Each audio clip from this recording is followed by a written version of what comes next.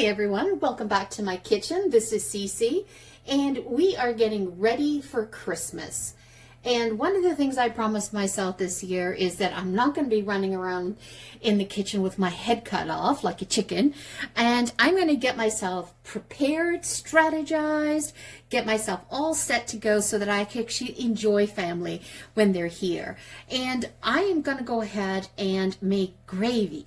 Now, I always have I'm such a stress ball when it comes to making the gravy during a holiday season because I never know, am I going to have enough juices in the bottom of the pan? Is it going to be lumpy? Is it not going to be lumpy? Is it going to be too liquidy?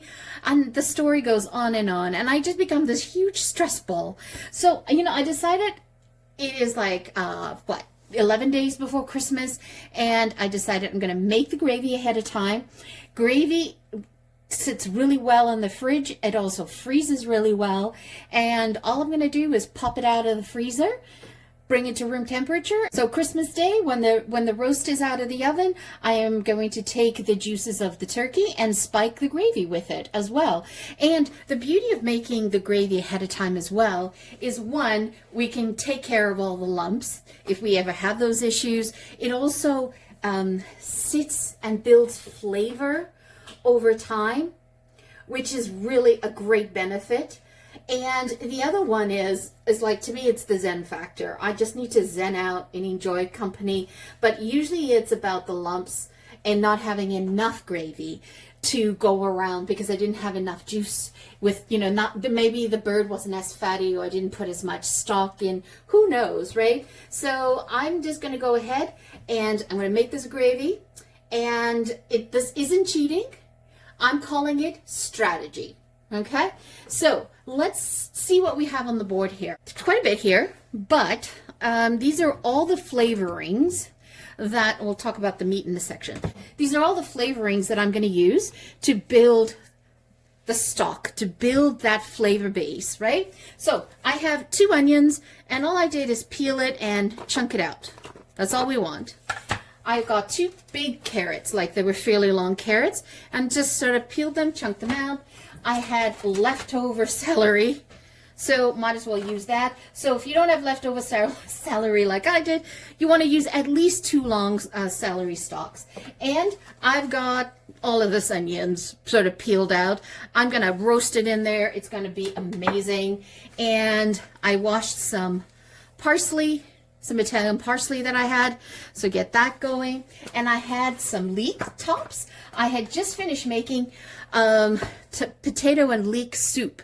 So the recipe is up. So take a look at that because it came out fabulous, by the way. And these are the tops of the leeks. I always save them because I use them for making stock. And I decided, you know what, why don't I just put that into my gravy this time? And the dark green of the leeks has like a spring onion scallion type of flavor. And I have 1 whole lemon sliced, and salt, sea salt, black pepper. You're going to need some flour, for about 4 tablespoons to thicken it. And I picked up, this is a really handy thing now. During the holidays, they will always have these poultry herbs all mixed together, so you don't have to buy individual packages. So we're going to need some sage, some sage, some thyme, some rosemary in there. Perfect. So I think we're good to go on that. And I am going to actually put a little bit of port. You could do port or you could do sherry. Or you could do Marsala wine, but I'm actually using white port, okay, because I want to keep my gravy light. I don't want to darken the gravy. And the other way of not darkening your gravy is you don't want to leave it too long, sort of gathering flavor when it's on the stove. So that's another thing. And I've got some no salt chicken broth that we're going to utilize as well. All right, now for the meat component, what I did was I got some chicken. Let me put a glove on. Okay, so I got basically a chicken quarter, the drumstick and the thighs, and I broke them apart and, you know, trimmed off the fat, as much fat as I could in through there. So I've got 3/4 here. So there's 1, 2, yeah, 3/4. And I picked 2 2 turkey legs with this as well. So this is going to be the flavor component that we have. So there's 2, 3, oh, sorry, there was 4.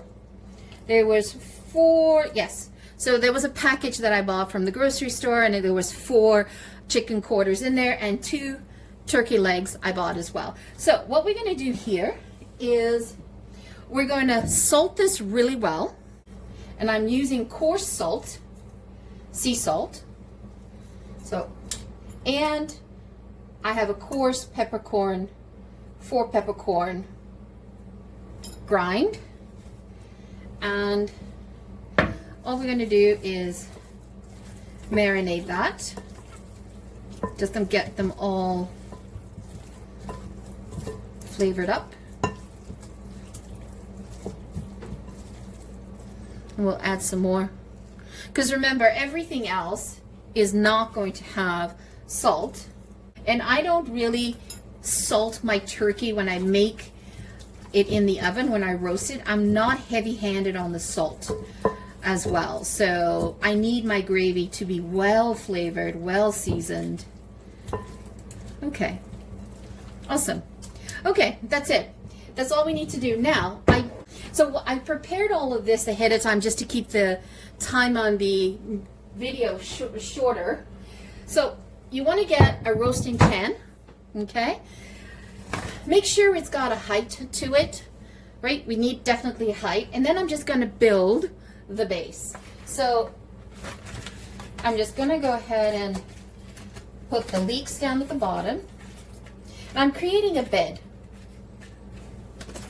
for the chicken and the turkey legs to sit on, and put the lemon underneath. And I love building flavor from the bottom up. That's always been my motto. Yeah, I am recording. Sometimes I'm talking to myself and I don't even realize I hadn't even hit the record button. Add some onion. Oh, just dump it in. Just dump it in. Do whatever you want. Because, I think that was a little too thick. Okay, dump it in. And then I'm literally going to put all of this parsley, because I've had it in the fridge and I don't need it for a while. So again, building flavor. We're going to roast this in the oven. You want to preheat your oven to 350, and we're going to roast this for about an hour. Okay, done. I'm just going to take the garlic and I'm just going to put my weight on it just to break it up, kind of smashing it, because we are going to sieve the gravy, so there's going to be no big bits or anything in it. So the final gravy will be sifted. So you see what I mean when I said we needed a high bed. And then you want to be careful. You want just 2 of sage. You don't want to go overboard with sage. Once I went overboard with sage and it was way too sagey, ended up tasting soapy. I was quite disappointed. You can never have enough thyme. I love thyme. Lemon, thyme, and rosemary. They are my favorite. Oh, and this is tarragon. Okay? It's going to be the most amazing gravy. And, you know, because it's going to be sitting for quite a number of days, because it's like 10 days before Christmas, and I'm going to freeze it so it's all going to melt together. It's going to be amazing. I am not wasting this meat, by the way, because I'm roasting it to get the flavors.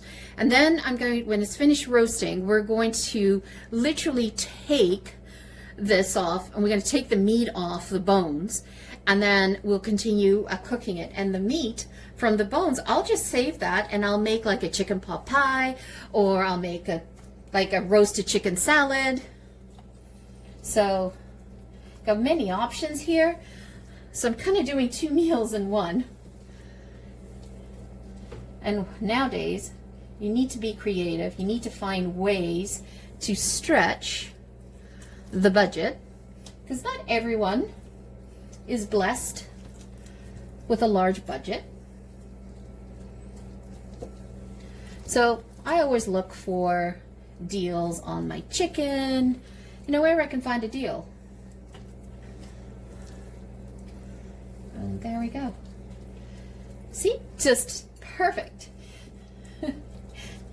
You would ask yourself, now how did you know it will all fit? Done this before. And I can't help myself. I'm adding a little bit more of Mrs. Dash.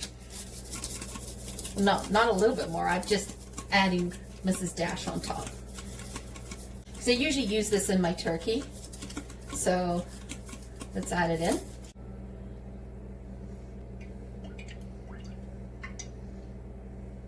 That's just going to create a nice caramelization on the top. Okay, glove off. In the oven it goes. It looks so good. Can you believe it? All of that is going to make gravy for Christmas. And then we're going to have some extra meat to make some additional meals from there. Let's pop this in the oven. 350 for an hour. Put it in the middle rack. Okay, so I took that out of the oven. That was in the oven for an hour and 10. I got distracted. And we now just going to put it on the stove, and I've got it on simmer. And what we're going to do is we're going to build the flavor again. So first thing we're going to do is we're going to remove the chicken, and I'm going to take the meat off the bones and put it back in here. Sorry, put the bones back in, I should say. Got this on a very low simmer. So you want to give this a mash. I'm using a cast iron pan here, so you've got to watch the heat on the handles. Keep mashing. And I'm going to add the skin in of the chicken, because there's lots of flavor there. You could have used like chicken wings as well. Woohoo! Hot. This one lost its skin already. Do not have asbestos fingers at all. Don't worry about it, because we're going to be straining this. And so that skin's not going to be in the gravy. But at the moment, it's going to add flavor for the next 30 minutes to the gravy. Now, you could have added some smoky bacon into this while we were making it in the oven, or you could add some prosciutto now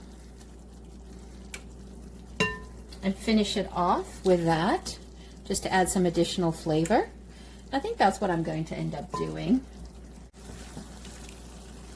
And I'm just going to heat the first box of the chicken stock. But if you're going to add in the sherry or the port or the marsala, whatever alcohol you want to add in, you want to do that now so it cooks off. And I've added a half a cup. And I'm bringing that up to, put that on medium, by the way. And be careful when you are mashing this, because I went to mash it and I got some lemon just spewed over, and I got a little scalded on my arm. So while you're doing here, you want to grab the bits from under here. You want to scrape all those bits you want to include in your gravy. So don't be shy.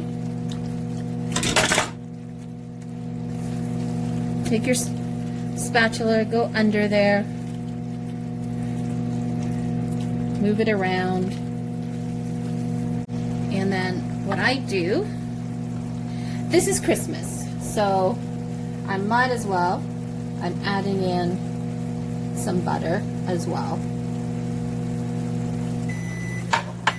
2 tablespoons of butter. That adds a richness. So the alcohol that I added in is cooked off now. So we just got that beautiful flavor. And you see under there, I'm trying to scrape and make sure I'm lifting up all of those bits down there, because that's where flavor is. Okay, so let's add in of stock. I'm going to bring that up to a boil, and then once I bring it up to a boil, then I'll add in the flour. I just want to develop more flavor in the liquid before I put the flour in. Look at that. Doesn't that look lovely? It's going to be an amazing tasting gravy. And if you don't use all the gravy at Thanksgiving, keep that gravy, because they make a really good with pork chops, with chicken breasts, or, you know, leftover turkey and mashed potatoes. And I also use it in like pot pies that I make afterwards with the leftover turkey. Okay, so that's the gravy. So now what we're going to do is we're going to strain it, and we're going to pass it through the sieve. And it's at the right consistency that I'm looking for. So I did 1.5 boxes of the chicken stock, and I did 3 tablespoons of flour. So what we're going to do now is just put it through the strainer and then discard the vegetables. And then just, oops.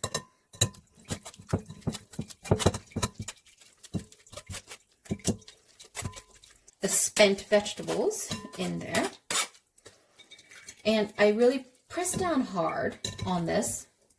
You want to extract as much flavor and liquid from all of this. You could have put 2 star anise in here as well. I just don't have star anise. So you want to do this with a fine mesh, like a double mesh. So the longer you leave your gravy on the stove after you removed it out of the oven, it will get darker and darker as you sort of cook it down. And I wanted to keep this fairly light, so you can see that it's not quite blonde, but it's not dark either.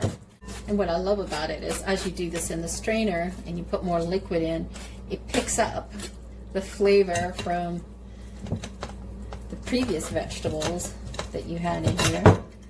I love to use my soup ladle to do this. Some people use the back of a spoon, like a soup spoon, but I mean, I could have gone out and bought gravy, you know, and that's another way of reducing your stress. You can go to those specialty grocery stores that have a kitchen, a gourmet kitchen, and they'll make it. So here where I live, there's a place called Longo's, and they have a kitchen, and they'll prep the gravy and have that ready. I've never bought it. I mean, I've walked by and looked at it all the time, but I've never bought it. But you know, that's an option. Now that I know I have that as an option, so if I don't have the time one year to do this, I could lean into that. I'm all about shortcuts in the kitchen. I mean, we do not need to stress ourselves out. So this has been a couple of days where I've had this sitting in the fridge, and you can see how it's solidified. You can see how nice and thick it solidified from when it was hot, which is perfect, which means I don't really need to thicken this at all. All I'm going to do is spike it with my turkey juices. So I like to get a mason jar. I rinse it in hot water. I rinse my funnel in hot water as well, because I strained it really, really well, I have no bits. Now, if I find any lumps, at this point, I just go in and I work out lumps. And I'm not too worried if I have tiny lumps, because that'll be sort of worked out when I put in the turkey juices at the end. Use a larger scoop to help this along. I take my time. There's no reason to rush this, but I will tell you, this smells so good, so good. I could literally spoon it and eat it right now. Now, this gravy can keep in the fridge for up to a week, or freeze it and have it throughout the year, you know, within 6 months, within 3 months, I would say. As you're making the chicken breast or making another recipe, it's a great base, especially for like cheats for weekdays when you need to get dinner on the table really quickly, but you want something tasty. This is perfect. And I usually put them in like those large whiskey, you know, those whiskey square ice cube trays. I find that works perfect. And then what I like to do is I do like to keep a little bit of headroom. See there? Just a little bit of headroom. Doesn't that look like a beauty? So there you have it, some make-ahead gravy for Christmas.